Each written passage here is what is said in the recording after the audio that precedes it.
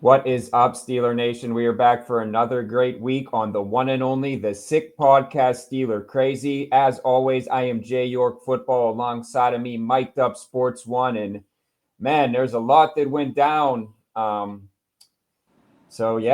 guess we could kind of just jump into that and get to our guest because really want to knack his brain on, some fantasy, some betting, and just AFC North and Steelers in general. It seems like everyone wants to come to the AFC North.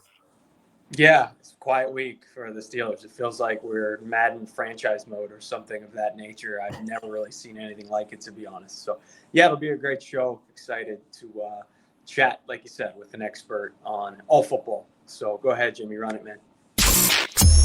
Turn up your volume. Because you're about to listen to The Sick Podcast. Steelers Crazy. Harris Smith shields. Flacco, Polamalu takes it home. Super Bowl 43. Pittsburgh might be bound for that thanks to number 43. The sickest Pittsburgh Steelers podcast. Sports entertainment like no other. It's gonna be sick. All right, our guest today has definitely helped me make some money in the past, so I can't thank him enough for that with his fantasy expertise. Of course, he's a contributor, MB Fantasy Life, great stuff, Matthew Berry, man who wears many hats. It's none other than Dwain McFarland. Dwain, what's going on? Hey, Mike, appreciate you having me on the show, man. Doing good. I'm kind of jealous. I saw your pre-shot before the show. Looks like you're getting rain. I'm in Texas. We need the rain. So if you could send some of that rain from Florida this way, my lawn would appreciate it, man. Yeah, man. I think we could use some sun in Florida sun. We could have a nice little trade-off. And wow, what a nice segue. Look at you rolling right into the trade talk over here, because immediately want to jump into what went down yesterday with the blockbuster, no other words to describe it, with the Miami Dolphins from an offensive perspective, of course, because that's, of course, your forte. So tell us a little bit about Jonnu Smith. What does he bring to the Steelers? What do you anticipate from him in terms of, just overall value? And, you can kind of transition that into fantasy value. Yeah, I mean, well, obviously the Steelers, after you trade away George Pickens and send him here to Dallas, you get DK Metcalf, obviously, but you're looking for another playmaker. And while Pat Freiermuth has been nice, I think they really felt the need to add a third or a fourth guy. Obviously, Calvin Austin is a guy that can do some things out of the slot. Roman Wilson, we'll see, really injured for his rookie season. But Jonnu does give the Steelers, a veteran presence, someone that Arthur Smith is very used to. And he's really different than Freiermuth. Like, he's this underneath the defense kind of player, right? If you get, coverage that's backing off, like we get a lot in the NFL now, we get all these two shell looks, get a lot of deep safety looks. You need someone that can catch the ball underneath. You guys have one guy like that already. Jaylen Warren's really good in that area. Very underrated, probably, as far as nationally. But whenever you look at what you get with Jonnu, he's this guy that, he can catch the ball and really do damage in the yak department. Now, sometimes I think some people argue, man, that kind of tight end's not really good, because then the quarterback wants to throw underneath all the time. But you're not going to have that problem with Aaron Rodgers. Rodgers is still going to look to push the ball vertically down the field first. And then if the defense is giving him the underneath throw, then it's fine. You got a guy like Jonnu that can catch the ball and move the sticks. And Arthur Smith, man, like we said, used him in 2020 in Tennessee. Also had him in Atlanta in 2023. And this is a guy that he gave about 60% of the playing time. So he's a guy he likes to rotate with his other tight end. Yeah, it makes sense. I mean, last year, a career year in Miami, finishes a top 5 tight end in fantasy, I know, at least in PPR. I want to talk about how he cuts into Pat Freiermuth's production. Are these guys that you would feel comfortable starting as a tight end 1, or are they both kind of in that tight end 2 tier now because of that split? Yeah, I think unfortunately this really kills both of their fantasy value. I think it's a good thing for the Steelers, right? Because you get two complementary players that can do some different things on offense. But as far as fantasy, man, I really don't want to draft either one of these guys. 62% route participation the 2 previous times that Jonnu Smith has been matched up with Arthur Smith. Historically, you want to be around 80%, right, to have a shot at being a tight end 1, which would be a top 12 tight end. Occasionally, you can have somebody that runs into some really good luck and can do it on less. But on a team like what Arthur Smith likes to run, which is a run-heavy team plus splitting time, it's going to be tough for either one of these guys to be fantasy relevant. But again, good for the Steelers because they've got these 2 different skill sets now at tight end. Yeah, absolutely. And, I think it's very important, of course, to note that, Darnell Washington is still going to be a part of the Yeah. mix to a small degree. And then you have some of the guys that are unheralded, I suppose maybe is the right word for it, that I want to ask you about that probably aren't on any fantasy radar, but you dig so deep. I know that you have some, perspective on these guys. Talk to me about Calvin Austin and Roman Wilson. Well, Calvin Austin, what's interesting, you guys have DK Metcalf coming over. Really, like the closest comp to Austin is Tyler Lockett. Now, obviously, that's really high praise. So Calvin Austin hasn't lived up to that yet. But, similar archetype player, smaller, wins more with the speed, is really good on like the deep crossers, things like that. Aaron Rodgers can also hit those throws. Obviously, Russell Wilson, that was a specialty, and they made a little bit of magic last year. But I think with DK being there, plus what you have with Calvin Austin, Roman Wilson, like it's tough to say because he also really played a similar role in college, was more of a vertical slot player. He's a little thicker than what you get with Calvin Austin. But I think it's real similar to what you saw with Tyler Lockett. I think the most interesting thing, like to me, and I'm interested in your guys' thoughts and like what you're hearing locally. We've got all the installs going on and everything. We're on a runaway freight train headed straight for training camp at this point. But DK Metcalf, before they added Jackson Smith and Jigba to go along with Tyler Lockett, like he was right there if you looked at his underlying data points as far as like target earning, yards per route run, all those things. He was really borderline turning into like that low end wide receiver one. And I'm just wondering what you guys are thinking. Coming to Pittsburgh is not going to have as much target competition as what he had in Seattle, unless one of these other guys takes a real big step forward. You see that being a connection where we could see more of a wide receiver one type season from DK. What are you guys hearing? Yeah, I mean, I do. I think, for one, DK is a better receiver than George Pickens. And then the second part of that is Aaron Rodgers, I think, is a better quarterback than Russell Wilson. I mean, listen, the Rodgers, Devontae Adams connection obviously can't be replicated there. But it kind of was, a situation, as you mentioned, where DK right now is going to have a huge target share. This is an opportunity for him to stretch the field and, obviously work underneath a little bit as well with Rodgers. And I think, people are a little bit worried about the quick throws, right? Like, as you mentioned, Aaron's getting older. He's going to take 0.5 seconds to throw the ball. I think maybe we're less concerned about that. It seems like you're a little bit less concerned about that as well.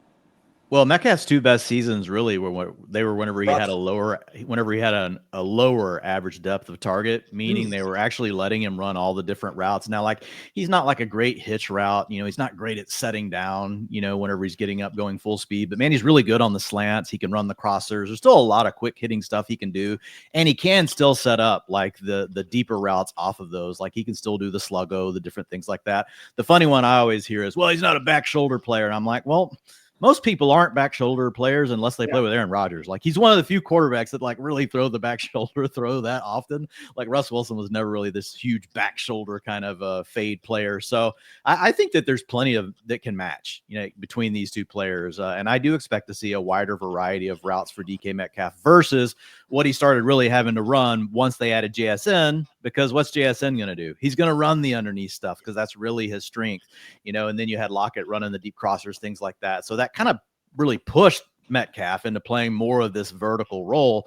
But I don't think he's this complete wide receiver one, but I think he has enough tools in the toolbox that he could be a wide receiver one in fantasy football with Aaron Rodgers. And we saw Aaron Rodgers last year, man, with what he did with Devontae Adams down the stretch. Now he and Adams obviously had that chemistry from before. But man, if you had Devontae Adams last year on your fantasy team at the end of the year, he was helping you win your fantasy league. Like Aaron Rodgers will lock onto a guy and just go to him. Yeah, well, that was kind of a perfect segue into my next question is Aaron Rodgers. Where do you see the ceiling for him as far as, even fantasy value as well? Yeah, so with Rodgers, I mean, he really did come on down the stretch last year. Those weeks that we're talking about with Adams, kind of once they got into a groove, he really stepped into it. Having said that, right, we've seen over the last 3 to 4 years, we just don't have the same Aaron Rodgers that we used to. The biggest thing that I've noticed, and I think this is, and it hurts him because it's that scrambling and it's the mobility. And before, it wasn't that he was really trying to use his mobility to always scramble, but he would get into the scramble drill, right? He would buy that time, get out of the pocket. One of the best ad-libbers we've ever seen. I mean, is there any other quarterback we can think of that has like more last-second heroics where the announcers are going crazy on Sunday or Monday Night Football? Like, how did he just complete that pass to Jermichael Finley or whatever the case may be? But he was big really Ben. good at buying time and hitting the big plays. You're missing So, Big Ben. Yeah. There's your other guy, appropriate for the podcast. Yeah, for sure. And so I think losing that is what led to what you guys were alluding to earlier. We're seeing a lot more of the quick passing. So that takes away some of the big plays down the field. Yeah. Obviously, I mean, NFL defenses, the way they're playing, they're trying to take those throws away anyway. So I do think it's a limited ceiling versus what we used to see with Aaron Rodgers 4 or 5 years ago due to the mobility. But I think that the processor still works. He knows where to go with the ball. And then I don't know what you guys have seen, but whenever I watch him, like the velocity and everything's still there. He can make all the throws. He can still hit like the 15, 20-yard out. He just can't buy time as often, right? The line just has to protect him. The line just has to protect him. Big problem in Pittsburgh. Yeah. So you kind of, shed light on Jaylen Warren, how good of a back he is, but let's talk Jaylen Warren versus Caleb Johnson. Who do you think has the bigger year? It kind of seems like, they could also split the load, but if you had to pick, who would you think would see more of a workload? Well, I've got Caleb projected for a slightly more of the workload. I think I have him projected for 53% of the carries, but I obviously have most of the passing down work going to Jaylen Warren. In fantasy football, I draft more Jaylen Warren, primarily because he does go later, and there is just some uncertainty. And the thing with Jaylen Warren, like especially playing a half PPR or a full PPR league, he is one of these guys, man, that he can do it all. And a lot of people think when they think of a passing down back, they think of this smaller player. Jaylen Warren's not a small player. He's short, but he's not light in the pants. Like, this dude is big enough. He can handle an every down workload.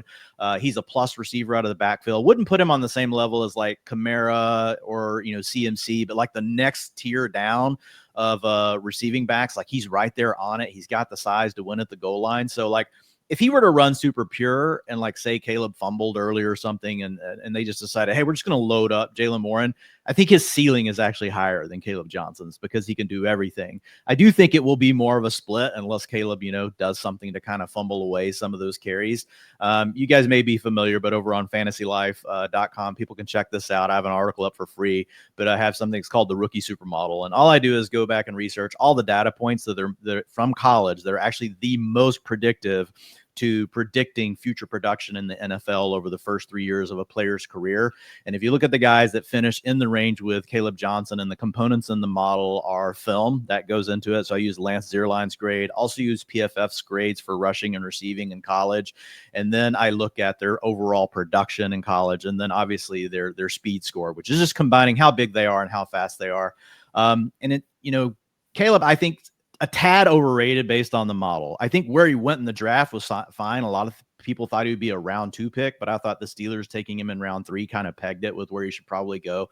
But 53% of the backs that comp similar to Caleb Johnson went on to be at least a running back 3 in their first 3 seasons. 15% of them went on to be top 12 fantasy finishers within their first 3 seasons. So kind of a little range of outcomes there. There's a chance he turns into like this running back 1. Probably not happening right out of the gate because Jaylen Warren is so good on passing downs. But I could see in a couple of years from now, right, if Jaylen Warren is gone and this is more of a backfield that is just sitting with Caleb Johnson. We've seen Mike Tomlin teams be very willing to feed the rock just to one player multiple years, going back a long way. And Arthur Smith also did it with Derrick Henry. Mike? Yeah, no question. I maybe less fantasy relevant here. Steelers fans and anyone who has done media work have been pining for the Steelers to sign another receiver outside opposite of DK Metcalf, similar to George Pickens, of course. I personally think Jonnu Smith was the move, and I don't see a guy like Keenan Allen or Amari Cooper being brought in, names that were bandied about. But I do want to ask you about Gabe Davis, who visited. Just maybe your general thoughts on him. I'm not sure he would have much value, of course, outside of that moon ball once more. But, would he be a good addition on the outside for the Steelers? Well, he'll do some things that Arthur Smith likes, which is he's a really good blocker as a receiver. If you look at him, he's a very limited receiver when it comes, though, to like his ability as a pass catcher, right? It's what you said, like he can get vertical, which can be of value, right? You don't always have to throw it to that player, But if it is someone that at least the threat's there, that it can kind of push that vertical boundary, create space underneath, especially if you know you want to use DK Metcalf on more of these slants and crossers and different things to try to get him the ball more, I think he'd be a fine complementary piece, not someone that we would be interested in fantasy football. Just has never shown to be able to grow into like a versatile enough route tree to earn the targets that we really need to score fantasy points. But to your point, like, could he come down with like 3 or 4 touchdowns just on like 50-yard plus bombs from Aaron Rodgers? Yeah, like it could totally work out. And then that can end up being something that's fine for the team. I don't think he changes the dynamic, though, that much, of the Steelers passing game, other than a really good blocker and can, occasionally give you that vertical threat and kind of push the vertical boundary. Tell you what, we know Aaron Rodgers loves himself a good Hail Mary. If you have we do know that. Gabe on the same team, the Steelers might be the best Hail Mary threat in the history of football. Who knows? Hey, Dwayne, it's been a pleasure. Where can everybody find you? What do you have coming up? Fantasy draft season is here. It's in full effect. I'm ready. Yeah, you guys can check out all of my work over at fantasylife.com. We've also got obviously a YouTube channel. You can look up our podcast anywhere you look up podcasts, just Fantasy Life. I've got an article that will be coming out on breakout wide receivers, where really I analyze guys that are between years 2 and 5 and what are typically the things that turn them into a wide receiver 1 when they haven't been one yet. Also, all my projections, rankings, all those things are up over at fantasylife.com. So yeah, check it out. We appreciate you. Tiers are we talking here? Like tier 1, tier 2, tier 3 receivers? As far as the breakouts? Yeah, the breakouts. Are we like going as high as Drake London, or I don't know? No, so if they've already had a wide receiver 1 season in PPR scoring, which historically going back to 2011 is if you've scored 16 fantasy points or more in a season. So if you've done that, then I consider you in the established bucket. So now what I'm doing is analyzing all the guys that haven't done that yet, right? And what are the traits that we typically see from the wide receivers that do suddenly join the wide receiver 1 group. And it's an important group to study because 29%, going back to 2011, 29% of top 12 wide receivers in PPR leagues come from breakouts, meaning guys that haven't done it before. So yes, established guys typically get the most of it, but everybody knows who those are. Everybody knows Jamar Chase and CeeDee Lamb and Justin Jefferson and Amon-Ra St. Brown. The key is trying to figure out who are the guys that could join that group. And typically it does come from younger players that are between year 2 and 3. You do get some guys in the year 4 and 5. But usually what you'll see is something else happens, like they get a quarterback upgrade, they change teams. So maybe that happens for George Pickens going to play with Dak Prescott and a more pass-heavy offense. So Pickens actually is one of the guys that I'll talk about, in the article. So most of them are year 2 or 3 players, but we do see year 4, 5, and 6 some guys that do happen to jump into that wide receiver 1 bucket due to some changes at either quarterback, or they get traded, or just sign with a new team as a free agent. I have a lot of Ricky Pearsall shares. See on that? Yeah, Ricky Pearsall is in the article. He's in the article. All right. He might not be ranked as high as you want him to be, but he's in there. I'll take it. Hey, man, thanks so much. Appreciate the. All right. Thank you, man. I appreciate you guys. Take it easy. Let's go. Yeah, take it Keep easy. it up. You got it. You Appreciate too. you. All right. Sounds good. My fantasy team. How many fantasy? I'm only sticking with. I did do 2 before, and it was too much. Cooking with grease. Let's ride. Let's go. I have DK Metcalf on a couple as well. I don't remember if I drafted Caleb Johnson, but my Freiermuth share took a little bit of a hit. But I don't know. I'm sitting on like 5 or 6, so it's time to get the the juices flowing, and that interview certainly helped that. So appreciate everybody out there, man, hanging out with us, talking Steelers and fantasy, and everything has just come to a head. We're excited. Thank you, JY. Thank you, Jimmy. Thank you, Dwayne. We will catch you next time. And that's a wrap. Hope you don't miss us too much until next time. Follow the Sick Podcast Steelers Crazy on YouTube, Instagram, Facebook, Google Play, and Apple Podcasts.